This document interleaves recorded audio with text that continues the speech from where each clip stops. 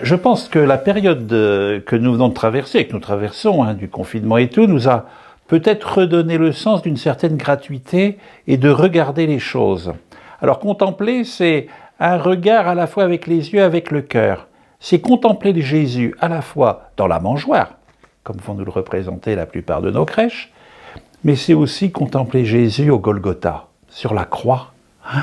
Et puis contempler Jésus comme Marie-Madeleine qui rencontre celui qu'elle croit être le jardinier, au jardin, au matin, à l'aube de la résurrection.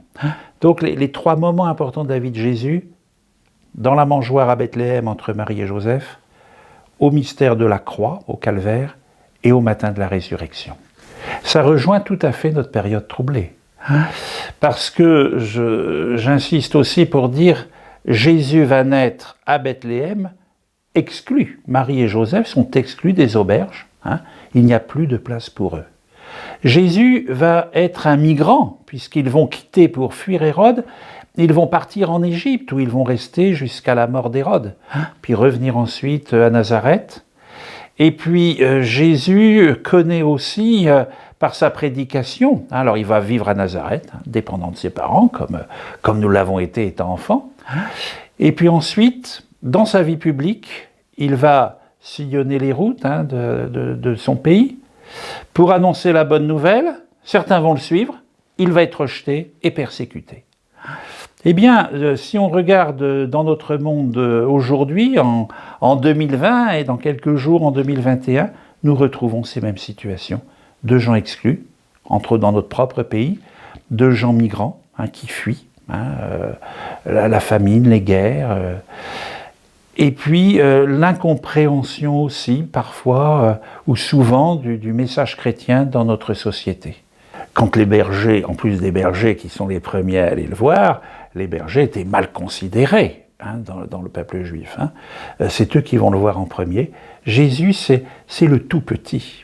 Jésus nous manifeste l'amour infini de Dieu, il nous apporte le salut, la guérison, à travers la faiblesse.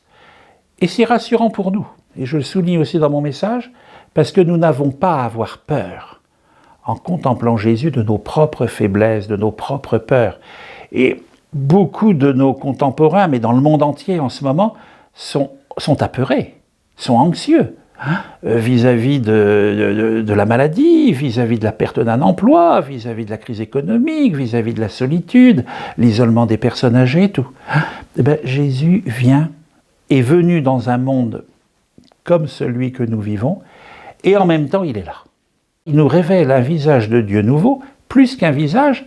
Par sa naissance, Jésus nous révèle le monde nouveau, déjà là. Et je l'ai souligné à plusieurs reprises, de voir, lié à cette pandémie, des gestes de solidarité, de partage, d'innovation, sont des signes que ce royaume du Seigneur est déjà à l'œuvre aujourd'hui. Il ne suffit pas de l'attendre après notre mort, il est déjà à l'œuvre. La puissance de Dieu, la puissance de l'Esprit Saint est déjà à l'œuvre aujourd'hui. Je finis mon message en reprenant un chant que l'on connaît bien. Jésus, tu es là présent, livré pour nous. Toi le tout petit, le serviteur, et en même temps, toi le tout puissant, il est le visage du Père. Humblement tu t'abaisses et tu fais ta demeure en nous, Seigneur. Je reprends la finale de Matthieu là. Et moi je suis avec vous tous les jours jusqu'à la fin des temps. Nous ne sommes pas seuls, il est là.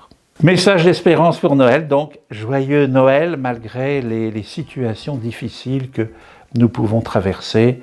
L'espérance est là, la joie de Noël est là. Voilà, à nous d'en être les témoins.